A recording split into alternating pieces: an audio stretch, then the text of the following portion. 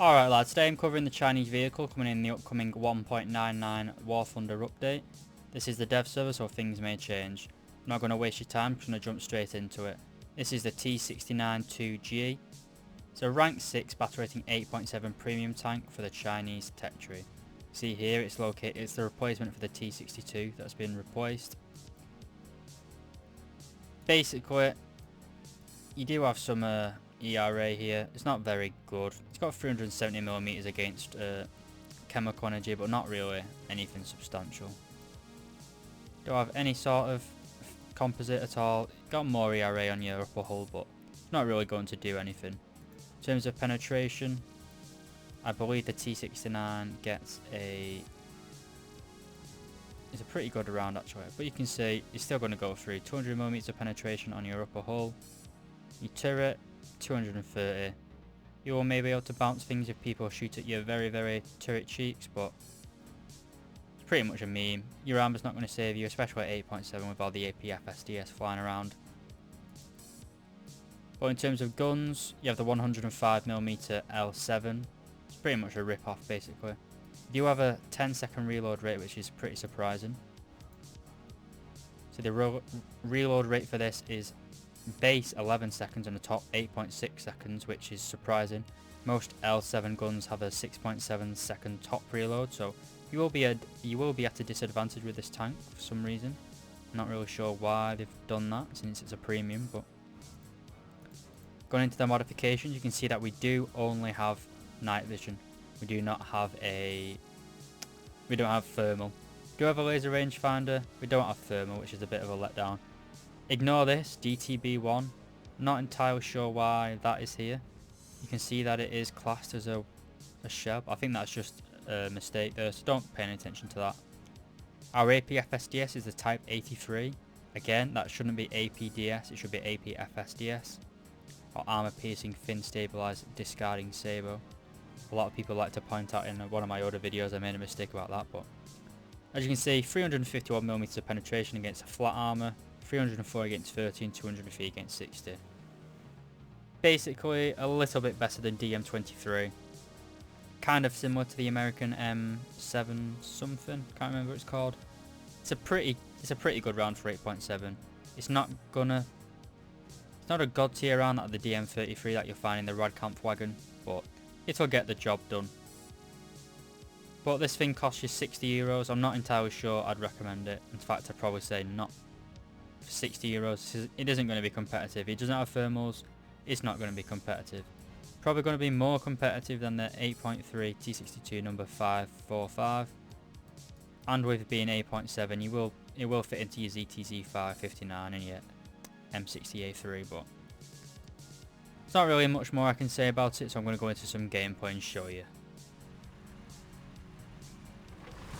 Okay, so we're here in our test drive. You can see straight away it's got 8 smoke grenades in total, which fire 4 at a time, for a total of 2 charges. Now the tank itself is quite slow. It's kind of reminiscent of the T55, but worse.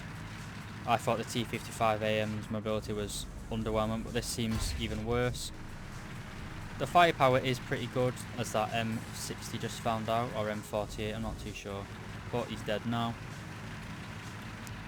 The APF SDS round you get in this is the 351mm of penetration. So you know, it's pretty good for 8.7.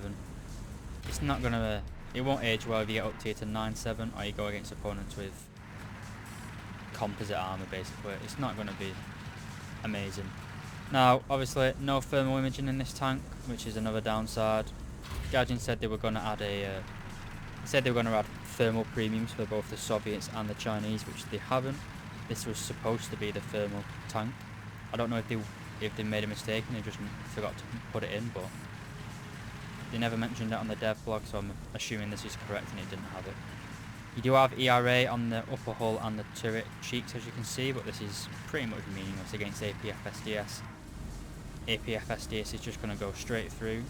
Let's see if we can hit the driver's port of this T72, which we did.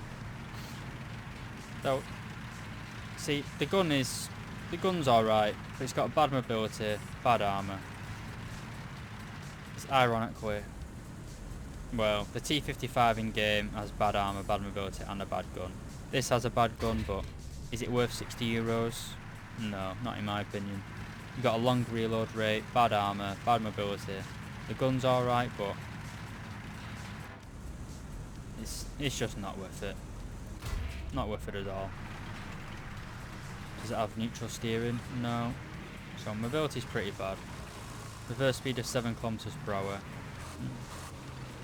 Don't waste your money on this, lads. Wait till they either add a better premium or I don't know, buy another premium. Buy the Leo L44 or the MX-30. Don't buy this. That being said, we're going to go on to our next vehicle. So I'm keeping this video short and sweet. We've only got one more vehicle. It's a F-86 F-40. It's a rank 5 battle rating 9.3 aircraft located in the branch with the F-86 F-30. So if you already have the Chinese F-100, then you don't even need this at all. You don't even need it to get the F-100 because it's in a branch or a column, whatever it's called. It's basically just a copy and paste of all the other F-40s in the tech tree, basically. It's not really worth it in my opinion. I actually hate sabers. I'm not good at flying them. I don't really know. They don't really have a playstyle in my opinion. Not good at anything, but good at going fast, but that's it. So you have the same 6 50 cals in the nose, here, and then you have the 2 AM9Bs again. Decent missiles, but they're unreliable. Not really get the kills with them. Pretty fast. This isn't up for fully upgraded because it's basically just a copy and paste. It's got a nice camouflage, I'll give it that. Kind of reminiscent of the old F-86 F2 Sabre wingtip camouflage and the nice Taiwanese roundels. But apart from that, it's just a short little video. Hope you enjoyed it and thank you very much for watching.